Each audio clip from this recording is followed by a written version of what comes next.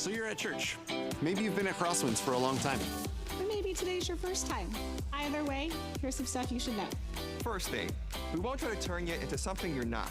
We don't think you have to look or act a certain way to follow Jesus. We're not about labeling who's in and who's out. Because our goal is simply to point you to Jesus, whether you're a longtime follower of Jesus or not one at all. This is a place where you can live out your unique story of faith and find what God has for you along the way. There's a lot of ways we do that here. It's in the things we wrestle with on Sundays. And the conversations we have with a group of people around a table. It's serving each other and our community, both locally and globally. And there's one more thing you should know. No matter why you're here, what you struggle with, or how you define your faith, there's a place for you here at CrossWinds. Regardless of what you believe, how you vote, who you love, or how you interpret the Bible, you belong here. Where our focus is to move toward Jesus together. So welcome to CrossWinds, Where church can be something different.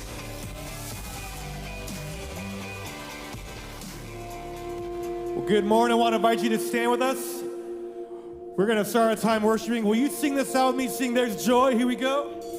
There's joy in the house of the Lord. There's joy in the house of the Lord today. And we won't be quiet. We shout out your praise. There's joy in the house of the Lord. Our God is surely in this place. And we won't be quiet. Come on. We shout out your praise.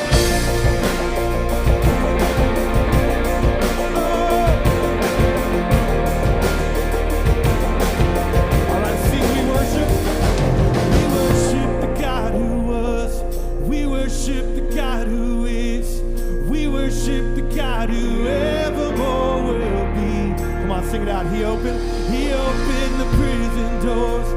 He parted the raging sea. Come on, my God, He holds the victory. Yeah. There's joy in the house of the Lord. There's joy in the house of the Lord today. We won't be quiet. Come on, we shout out your praise. There's joy in the house of the Lord.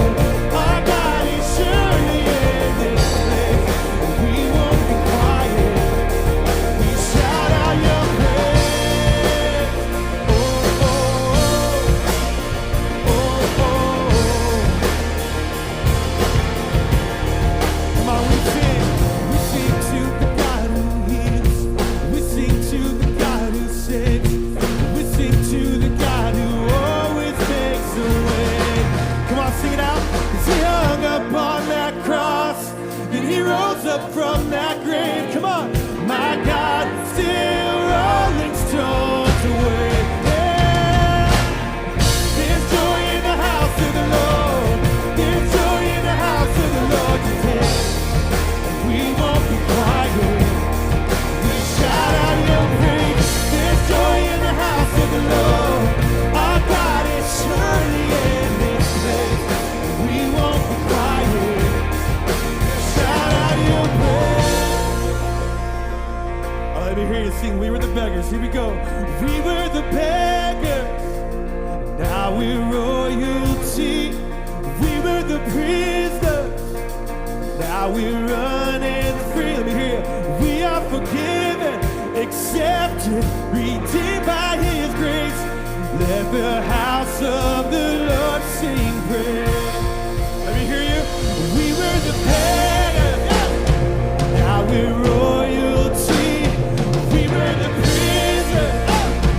Now we're running free. We're what? We are forgiven, accepted, redeemed by His grace. Let the house of the Lord sing praise. Come on, man.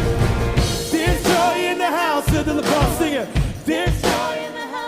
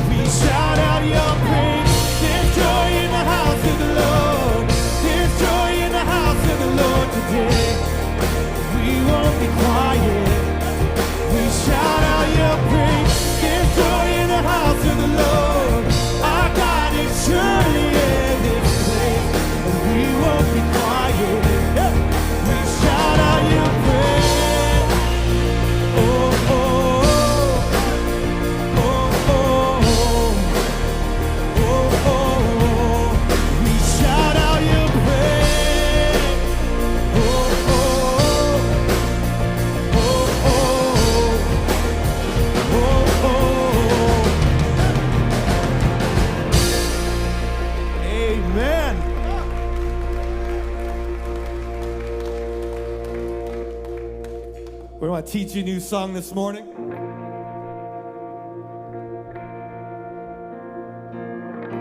Sing Christ is my firm foundation. Here we go. Christ is my firm foundation, the rock on which I stand when everything around me is shaking. I've never been more glad I put my faith in Jesus, 'cause he's never let me down. Yeah, he's faithful through generations. So why would he fail now? He won't. Oh, sing, I've still got joy. Sing it loud. And I've still got joy in chaos. I've got peace that makes no sense, and I won't be going under. Yeah. I'm not held by my own strength, 'cause I build my life on Jesus. He's never let me down. He's faithful through every season. Yes, he is. So why would he fail now? Let me hear you sing it. He won't. He won't. He won't fail. Sing it again. He won't fail. Come on. He won't. He won't. He won't fail. He won't fail. Come on. Christ is my firm foundation. Come on, shout it out. The rock on which I stand when everything around me is shaking. I've never been more glad. Come on. I put my faith in Jesus, 'cause he's never let me down. He's faithful through generations. So why would he fail now? Shout it out. He won't. He won't. Oh, he won't fail. He won't fail.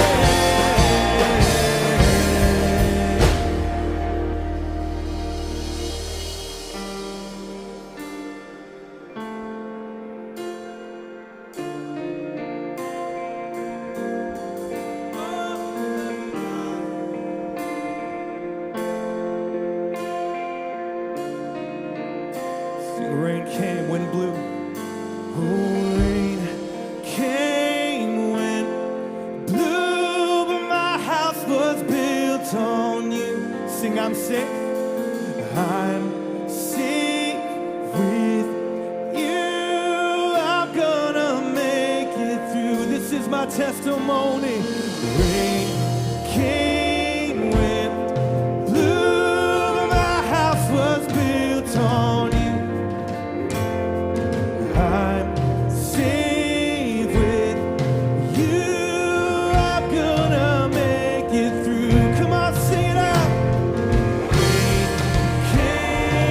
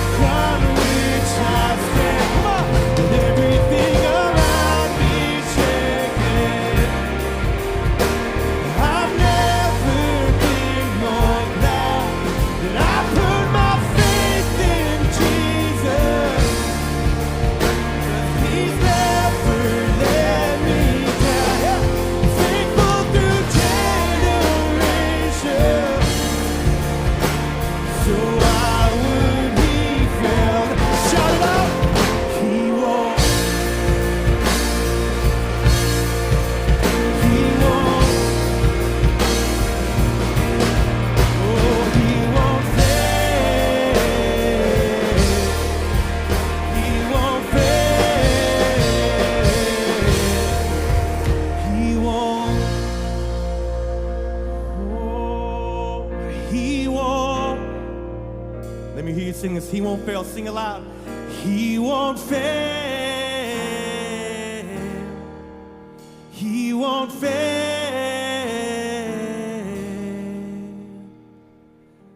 Let's sing Rain Came.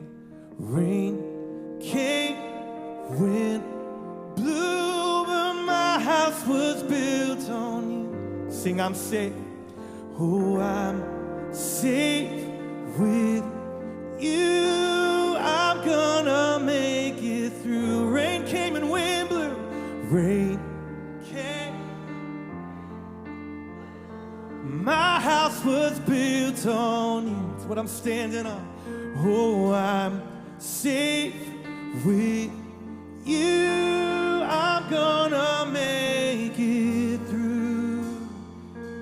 Father God, I'm so thankful I can sing that with confidence, that we can sing that with full faith and full trust, that our lives are worth building on you and you alone, Father God, that through every season, through every storm, the anchor holds, the foundation is firm because we built it on you, God. And that's something that no one can take away from us, Father God. We know our confidence and our trust is placed in you, and therefore we're solid, we're on firm foundation. And God, I am so grateful for that. I'm grateful for the testimonies in this room that say, hey, years ago, seasons ago, decades ago, I made a choice to build my life on Jesus. And since then, it hasn't been perfect. There have been seasons, there have been storms, but I've stood strong because I have Jesus. And God, for those of us who struggle or even suffer with putting that sort of faith, that sort of trust, Lord, may we remember throughout the course of this season that you are good in all things. You are merciful and just, and you are unchanging in all things, God.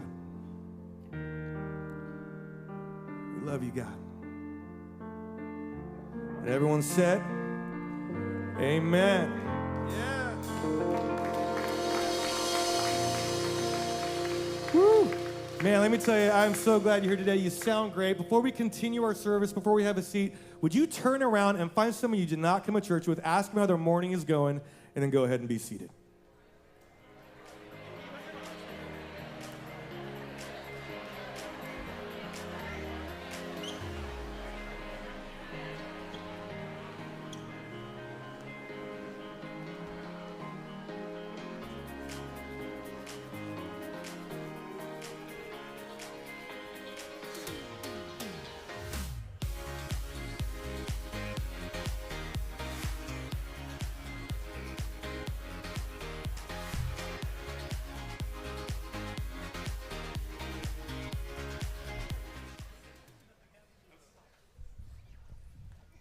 I remember when we broke up, the first time saying this is it, I've had enough. Cause like we hadn't seen each other in a month, when we said we needed space. What? Then you come around again and say, baby, trust me and I swear I'm gonna change. Trust me, remember how that lasted for a day. I say, hate you, I break up and say, I love you.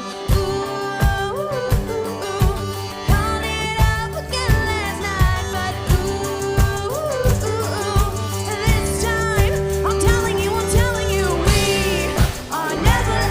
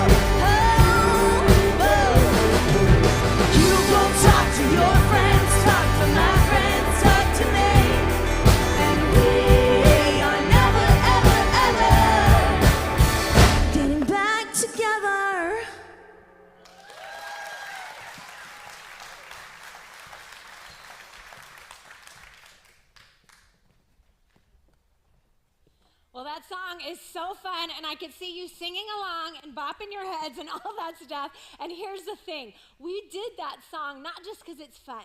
At CrossWinds, when we perform a song, it's not just because it's fun or that you know it. It's because we believe that it probably touches something inside of you that ties into what we're talking about today.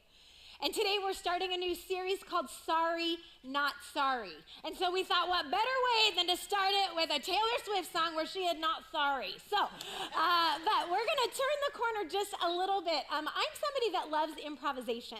And so we're going to do a little improv with you right now. In just a few minutes, a couple of our actors from the drama team are going to come out.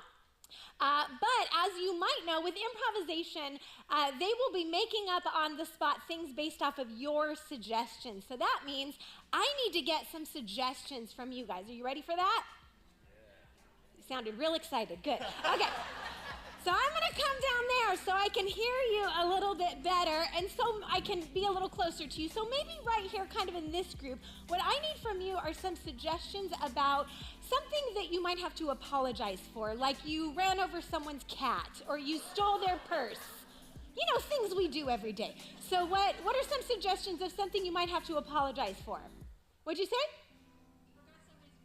Forgot somebody's birthday, and Derek, my trusty scribe, is going to be writing things down. What else might you have to apologize for? Burping. Okay, straight up, burping. What'd you say? Oh, you said something mean. Okay, for saying something mean. Good. Maybe a few more. What else would you have to apologize for? Being late. Good. What else? Leaving the toilet seat up. Ladies, am I right? Okay, good.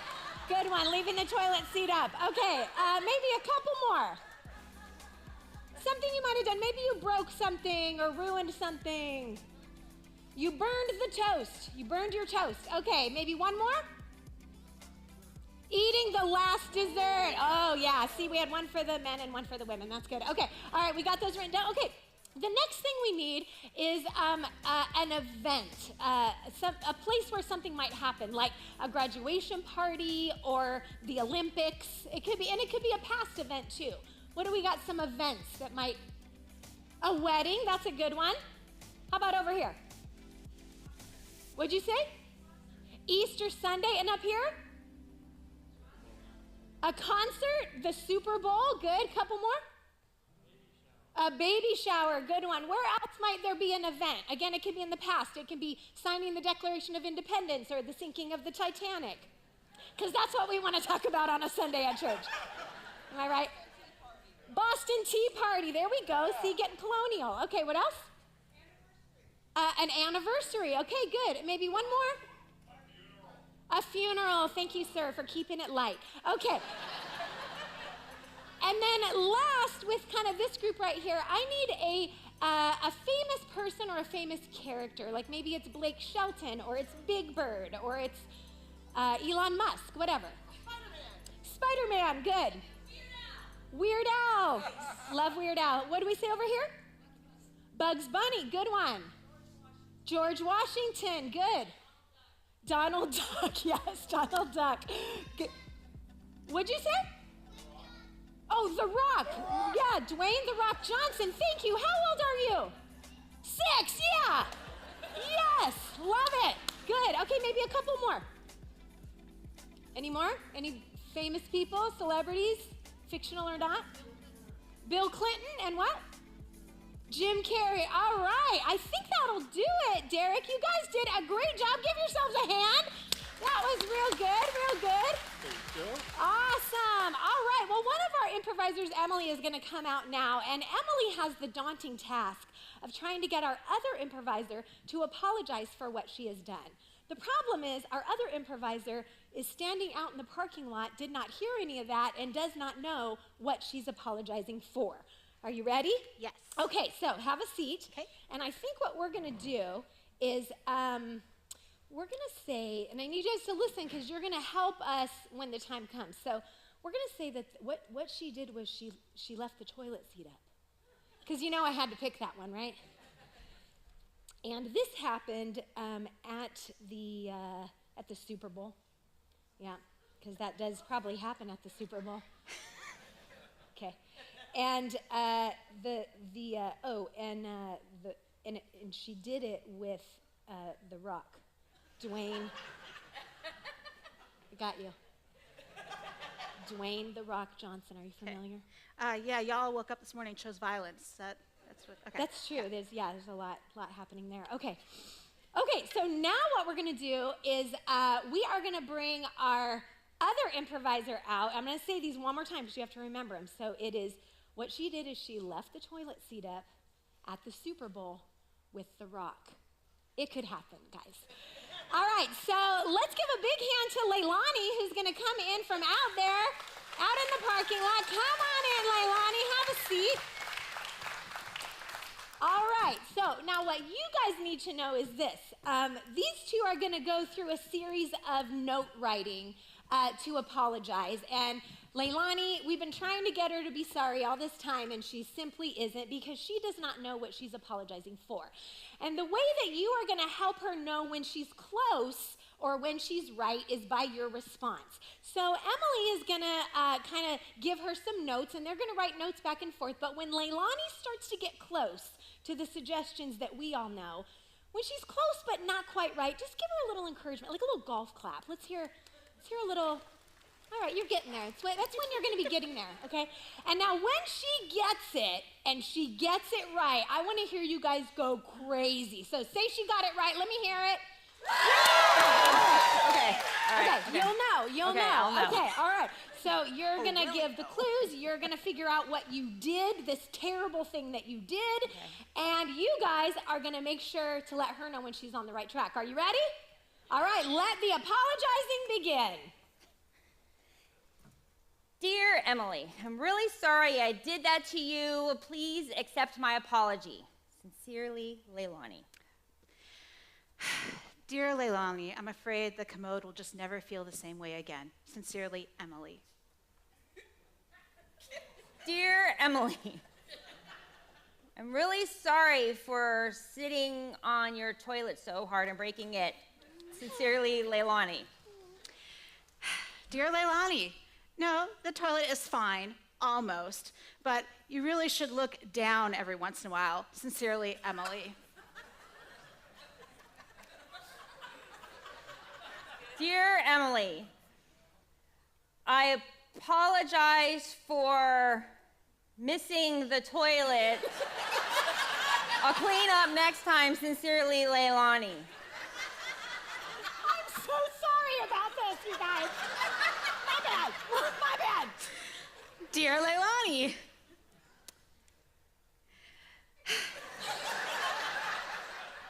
How can I keep this in church? I appreciate you really trying here. I just want you to leave things where they were before you use them. Sincerely, Emily. Dear Emily, I'm really sorry for clogging your toilet. Sincerely, Leilani. Dear Leilani, I think you need to look up the reading manual on toilets. Sincerely, Emily. What? Dear Emily, I'm really sorry for installing your bidet wrong. Sincerely, Leilani. I'm moving it. Dear Leilani, next time you come to my house, maybe you need to schmeeve the schmoilet schmeat schmup. Sincerely, Emily. Dear Emily, I'm sorry for leaving the toilet seat up. Sincerely, Leilani. Oh my. Dear Leilani, I mean, it wasn't that bad except all the football happening all around us. There was just so much pressure to do it right. Sincerely, Emily. Dear Emily, I'm sorry it was at the Super Bowl party. Sincerely, Leilani. Dear Leilani, I guess I've just been wrestling with this for so long. Maybe you and your hard-headed friend need to think more about what you did next time. Sincerely, Emily. Dear Emily, I'm nervous. I'm sorry for doing that. I was stuck like a rock in a hard place. Sincerely, Leilani. Dear Leilani, I guess you can smell what he's cooking for next time. Sincerely, Emily. Dear Emily, fine. I am really sorry for leaving the toilet seat up at the Super Bowl party with Dwayne "The Rock" Johnson. Sincerely, Leilani. Let's hear it for our improvisers!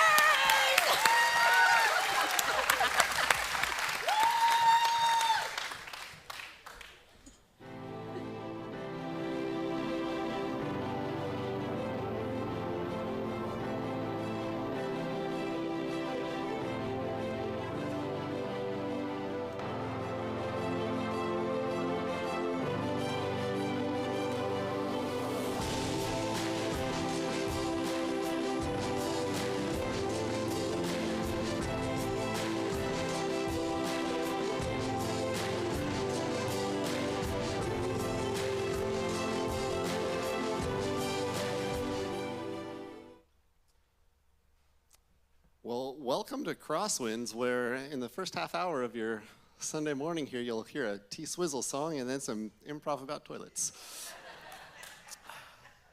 Well, my name is Matt Van Gent. I'm the executive pastor here, and genuinely welcome to CrossWinds. It is great to be with you this morning. If you're new here, a special welcome to you. I hope that you stopped by the I'm New welcome kiosk on your way in and got our little welcome gift. If you're new and you didn't do that, please stop by that kiosk on your way out today. We would love to meet you, and we've got a little something for you as well.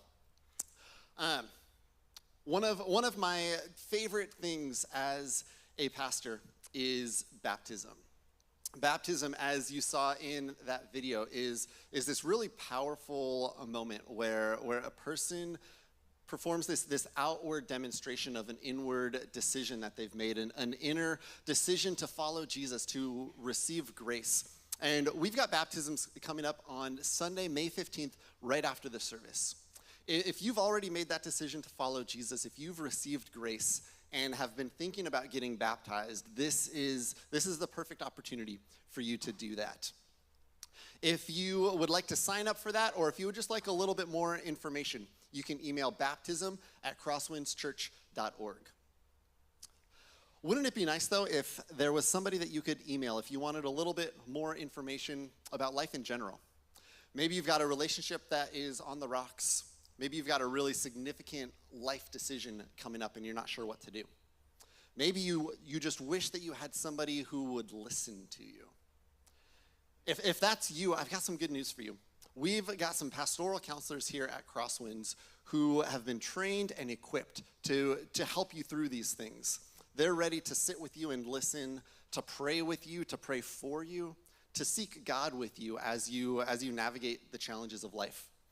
If you would like to get connected with one of them, you can email counseling@crosswindschurch.org, or you can find more information on our website. And hey, speaking of our website, if you've never given an offering here at CrossWinds before, I'd like to encourage you to consider doing that today. Giving an offering is both an act of worship and an act of gratitude.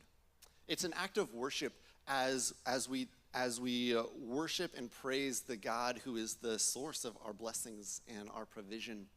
And it's an act of gratitude as we take a moment and give thanks for all that we've been blessed with in our lives. So whether you sign up online to give that way, whether you text in to that number to give digitally that way, or whether you drop a physical offering in one of the boxes on your way out today, all of this is an act of worship. And I know that so many of you already faithfully give, and it's that giving that allows us to be here today, to do what we do week in and week out at CrossWinds. So thank you for that. Thank you for your faithful generosity. One of the things that we do regularly here at CrossWinds that we've been talking about for a few weeks is Backstage Pass. It's kind of a get-to-know CrossWinds time that we have together where you'll hear more about what our values are as a church, how and why we do the things that we do, and it's coming up today right after the service. Whether you heard about it and forgot to sign up or are hearing about it for the first time and would like to join us for that, we would love to have you. You don't need to sign up. We've got 7 spots left. So right after the service, just head straight across the courtyard to the Farm Theater. There's free lunch, and it'll be a great time of hearing more about who we are at CrossWinds.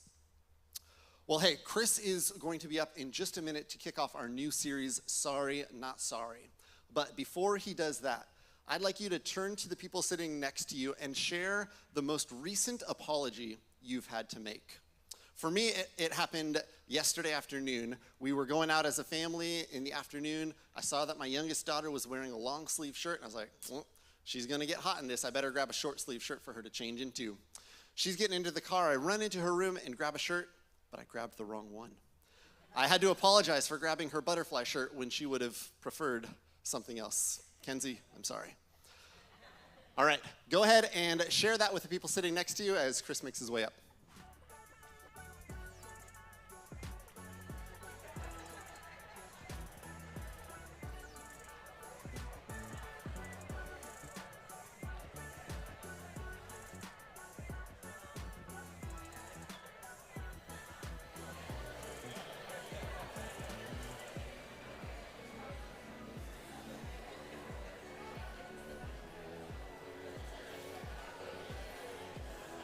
All right.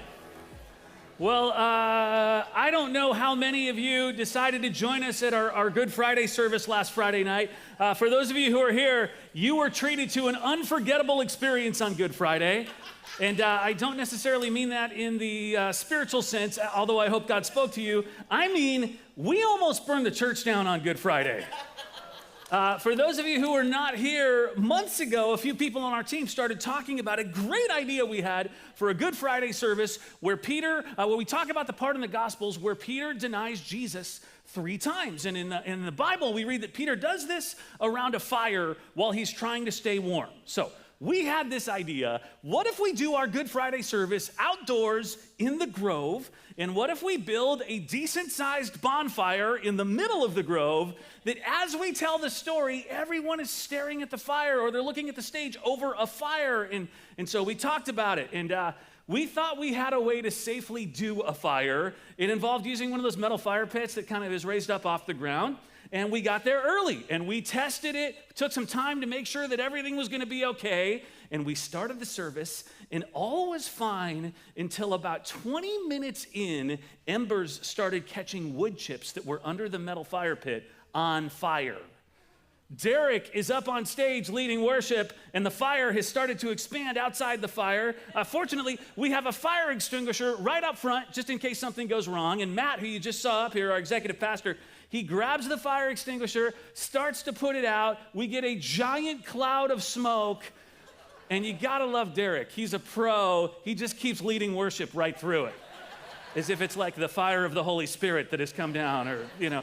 I get up and I stop him, and I and hundreds of others just watch while Matt and some other people try to put out the fire, and I basically just stall up there so that they can get the fire out before I start the message. I mean, I'm celebrating people's anniversaries up on stage. We're just doing anything while they're getting the fire out. And as much as our initial plan was ruined, and it was scary for a couple of seconds there, I loved every second of it. I have this weird thing in me that gets great joy out of watching something fail epically. We have a few values around here at CrossWinds, 2 of which are everything is an experiment and playing it safe is risky. And sometimes I think if we're not trying things that go very bad every once in a while, then we are playing it too safe. We're not trying hard enough. We're not getting creative enough. Anyway, that said, we do not mean playing it safe with your personal safety is one of our values. We don't want to mess with that or experiment with that. And I think we owe those of you who are in attendance an apology, and I wanted to make sure you really accepted this apology. So I reached out to a friend, and I asked him to do the apology for us. Would you watch this?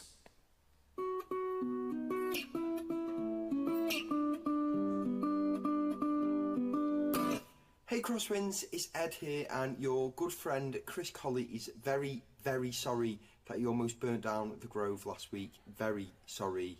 It was honestly a mistake, and it won't happen again, and he's definitely learned his lesson. Fire safety is very important to all of us. Again, Chris is very deeply sorry. Thank you. Apology accepted? All right. Right now, you're probably wondering why I would spend $40 on an Ed Sheeran impersonator to apologize for me. You realize that was an impersonator, right? The reason that I would have somebody apologize for me is as we kick off this series, it's because there's a growing trend when it comes to apologies. People who have a hard time saying, I'm sorry, the trend is to get somebody else to do it for you. Have you seen this? An entire industry has sprung up around saying, I'm sorry for you, so that you don't have to say I'm sorry yourself. So we've got greeting cards like this one. We all love the Bulldogs. Or like this one. Or like this one. And you can send somebody I'm sorry cookies now, like these cookies right here, which is a great way to say I'm sorry. And you can hire singing telegrams to show up somewhere and sing an I'm sorry to somebody for you. And then, of course, you've got Cameo, where we got our fake Ed Sheeran, but you can actually get real celebrities to send a video to your loved one to say I'm sorry for you. We went with Ed Sheeran because I'm cheap. We were going to get Kevin from The Office, but he was $350. And I bring all of this up to you this morning because as we kick off this very, very short series we're doing called Sorry, Not Sorry, I think it's important that we recognize how difficult sorries have become. And sometimes they're hard because we don't know the words to say. And sometimes they're hard because we are embarrassed. We don't want to have to face the person that we wronged. But do you know what the hardest part of apologizing is? When you don't think that you did anything that requires an apology, and you think the apology is due to you. Do you remember as a kid when your parents would make you apologize to your brother or your sister? Tell your brother you're sorry. And you would be like, but I didn't do anything. And they would be like, tell him you're sorry. And the words would come out of your mouth. You would reluctantly say, sorry, like that. They'd come out of your mouth, but they wouldn't reflect what was really in your heart. And I wonder if that's another reason that we struggle with I'm sorry, because we sometimes realize they're incongruent with how we really feel. Or that's why we have trouble accepting apologies, because we're not sure they really mean it. You're just saying what you're saying to get out of trouble with me, and as the one who's wronged, we think, but I have a right to be troubled. You see why sorries can be really complicated. Well, the good news for us is that the Bible helps us figure out what a healthy I'm sorry really look like.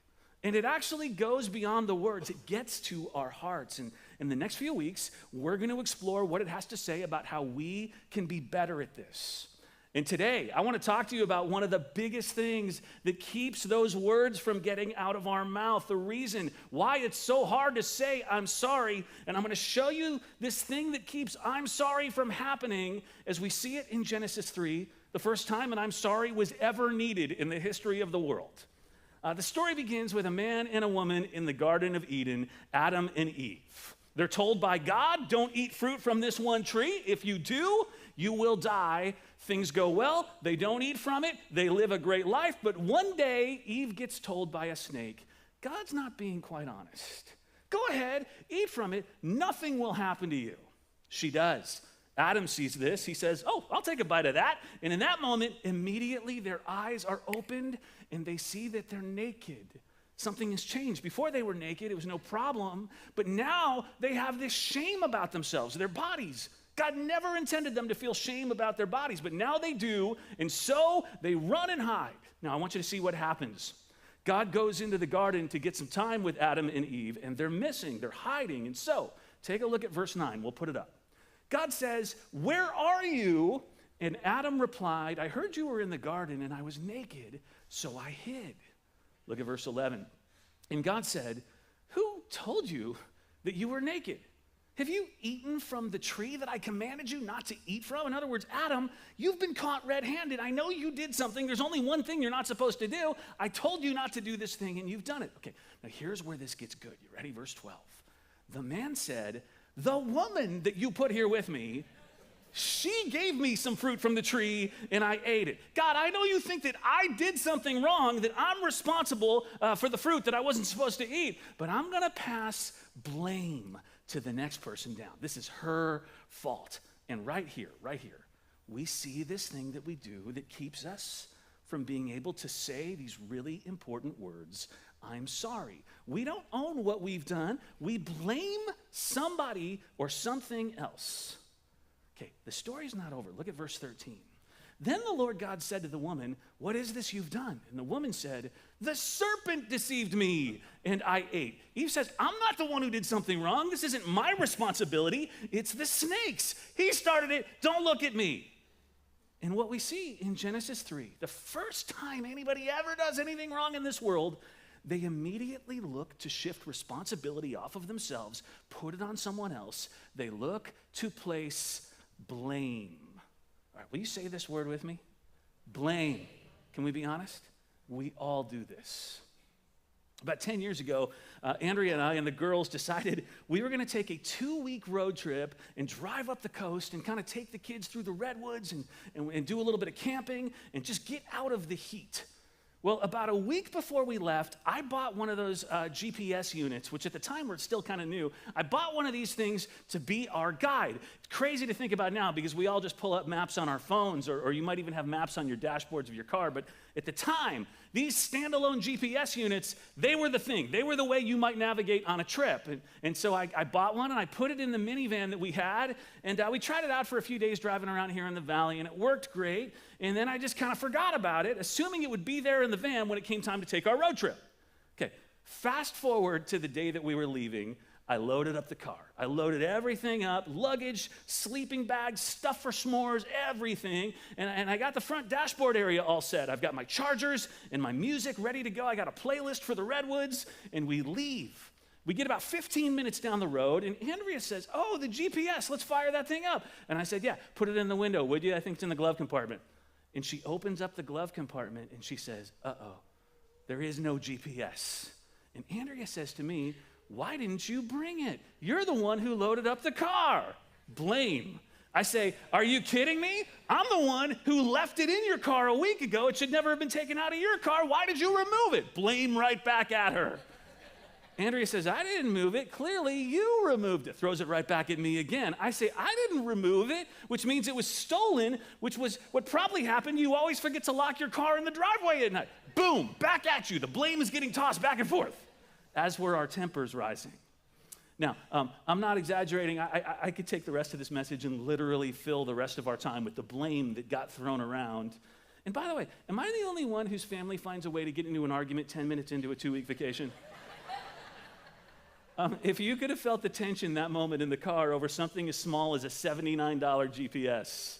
And here's the thing, when you've done that kind of blaming, it has some lasting effects. Partly because every time we would make a wrong turn, I would say, that wouldn't have happened if I had that GPS right now. But mostly because what happens when you blame is relationships get broken. Now, hopefully, there's forgiveness, right? And there's a mending of the broken things. There's working to get past whatever happened. And that's not too difficult when the blame is over who forgot to put a GPS in a car. But man, when that blame is over something bigger, like when the blame is between parents over whose fault it is that their child is having some significant problems. When there's a couple who are in pretty desperate financial straits and blame starts getting thrown back and forth in that moment, it will break your connection. Just imagine for a second what that did to Adam and Eve's relationship. Imagine the conversation that would have happened after they got kicked out of the garden. I would bet that Eve turned to Adam and said, dude, why did you throw me under the bus with God? Right? How long must it take to recover from watching what Adam said to God if you're Eve? And I'll say blame is not just a marriage thing. Blame happens at work. When a deadline gets missed, when a project just flat out fails, Blame happens with your kids. Blame happens with your friends.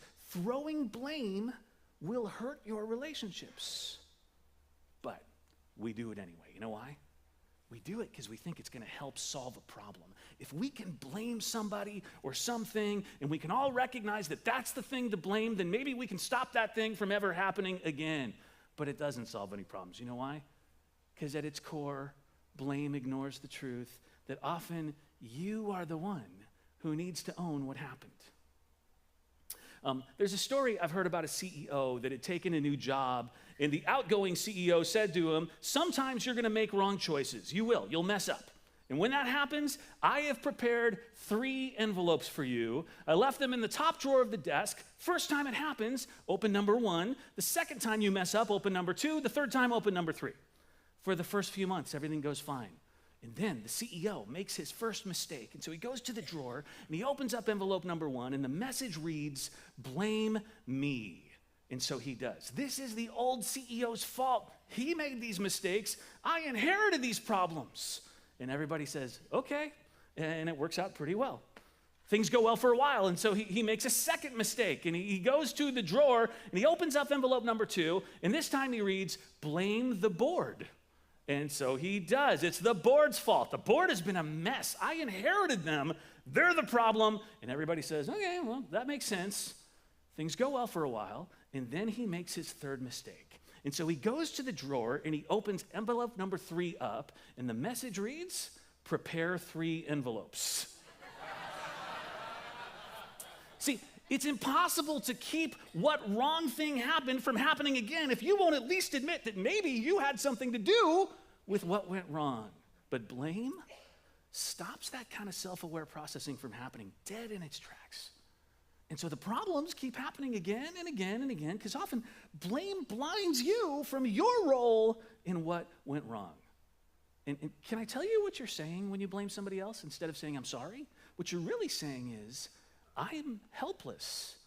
I have no control over what happens in my life or my world, my relationships, my family, my work. I'm helpless. I have no control over anything related to me, and so I am where I am. I am who I am because of you.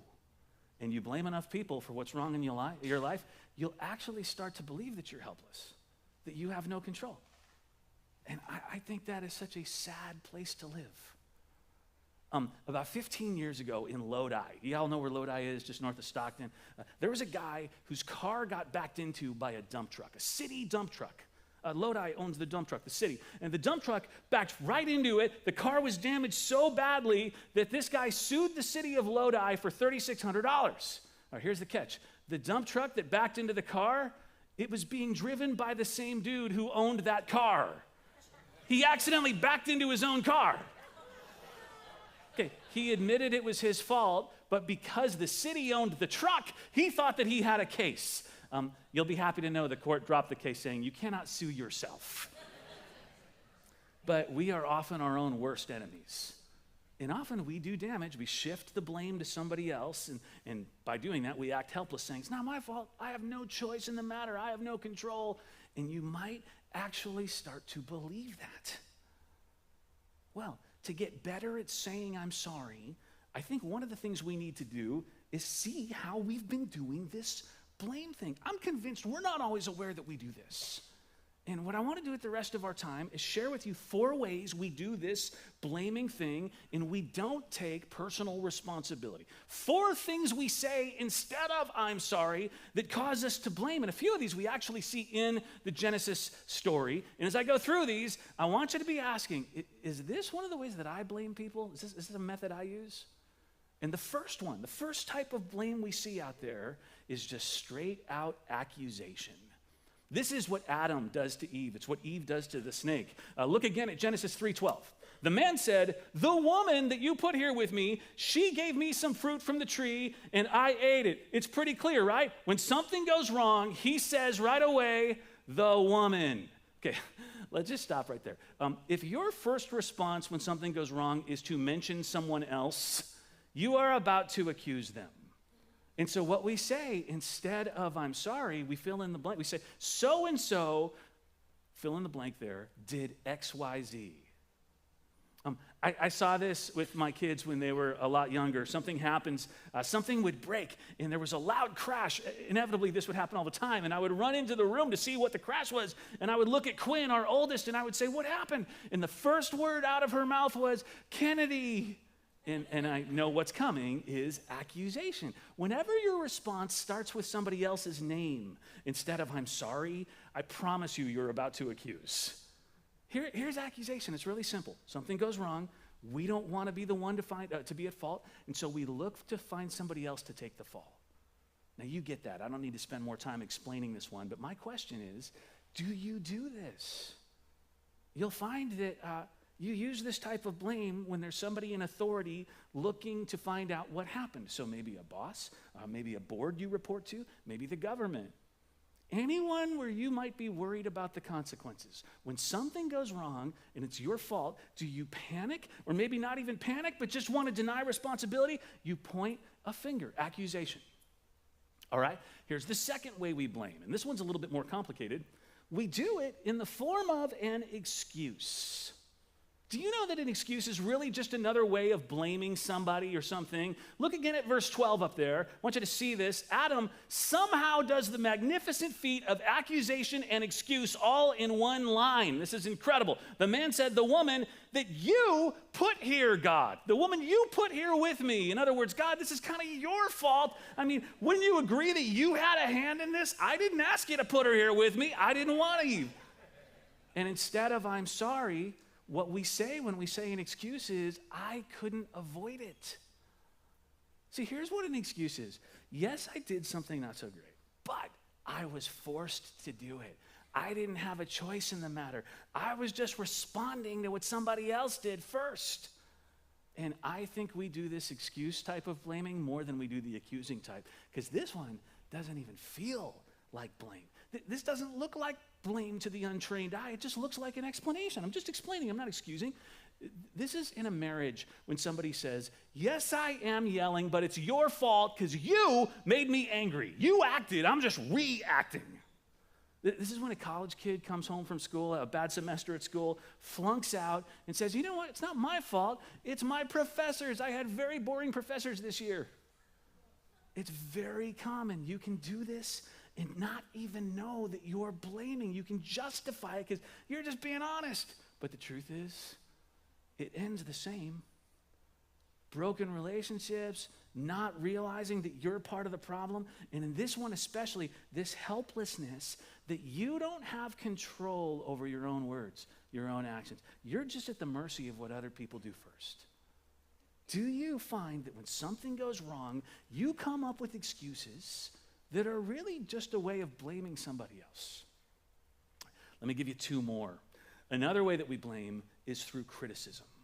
Now, criticism often feels like it's just airing your grievances, right? Someone just kind of mouthing off about things that irritate them, what they don't like about the world, what they don't like about certain people, and whether or not it's healthy and smart to be so critical, that's another sermon for another day, and I think you probably already know the answer to that anyway. But here's what happens a lot of times with that criticism, just that venting, that airing of grievances. Often you go from not liking something about somebody to having a moral problem with someone because of those things you don't like. By the way, this is when instead of saying "I'm sorry," we say "I don't like when." Basically, we turn the thing we don't like into a wrong, and in so doing, we blame somebody. So just a dumb example of this, all right? I have a friend whose neighbors like to park on the street, and they often have enough cars that they park right in front of his house. Okay, he's got a driveway. It's not like it puts him out. It just irritates him that they park in front of his house. And so he complains about it and he whines about it. But the last time I spoke with him, he had turned it into a moral dilemma. How selfish of my neighbors that they would do this. How inconsiderate. It seems like if they were good people, they would stay on their side of the street. And you know you're free to criticize. Who am I to tell you not to share your opinions? But when those opinions turn into moral judgments about the character of somebody else, okay, that is blame. See, as we mentioned last week on Easter, my world is not messed up because there are people in it who live differently than me or choose differently or think differently. It's messed up because I'm here too. All right, one more type of blame we do, punishment. Sometimes we blame to accuse, sometimes we blame to excuse, but sometimes we blame because we want to punish someone. And this happens when somebody feels wronged, they're upset, and maybe you're the one who caused the problem, maybe you're not, but the person who's upset feels like somebody needs to pay. Like, that's the way that I'll feel better. That's the way justice will be done, somebody paying. And the way that I make you pay is by blaming you. I don't know, maybe you do this.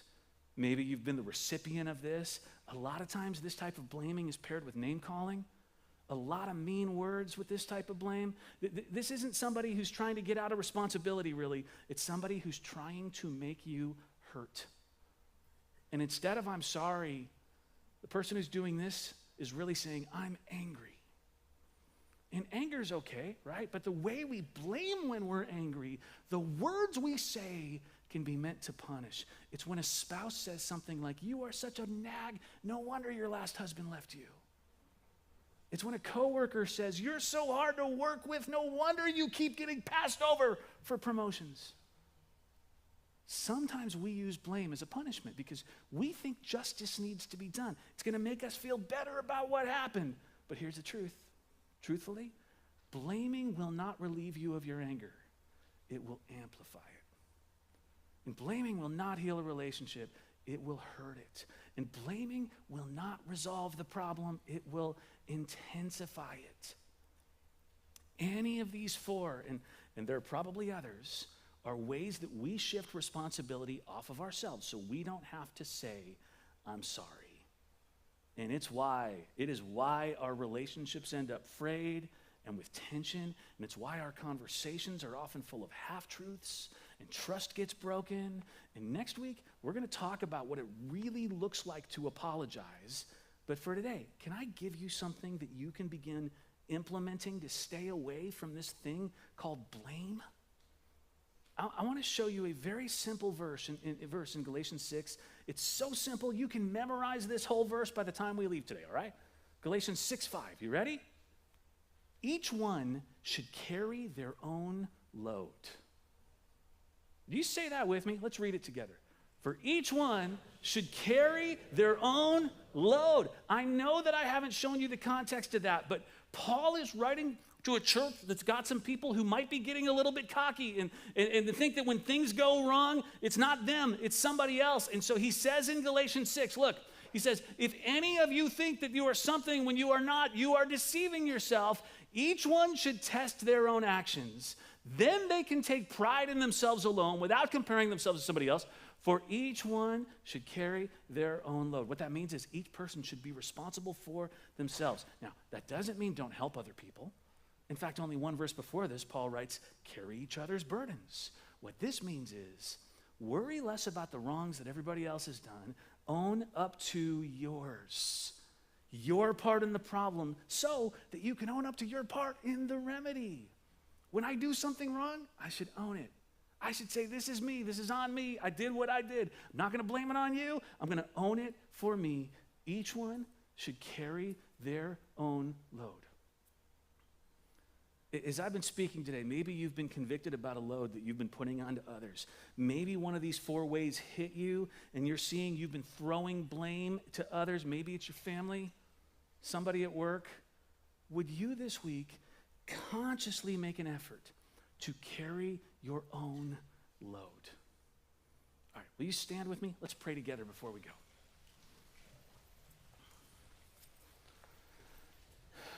God, of course, we thank you for your forgiveness. We know, God, that you are at work changing us. And God, for the sake of our relationships, for the sake of our connection to you, give us the courage to take responsibility when it's ours, to not pass it on, and to know that even when we're holding the blame, you love us when we least expect it, we least deserve it. God, I'm excited to see how we change these patterns this series, how we go from inflating anger to calming it, from breaking trust to building it, and from hiding in the dark to walking in the light. And all God's people said, amen. Thank you for coming today. We'll see you next week.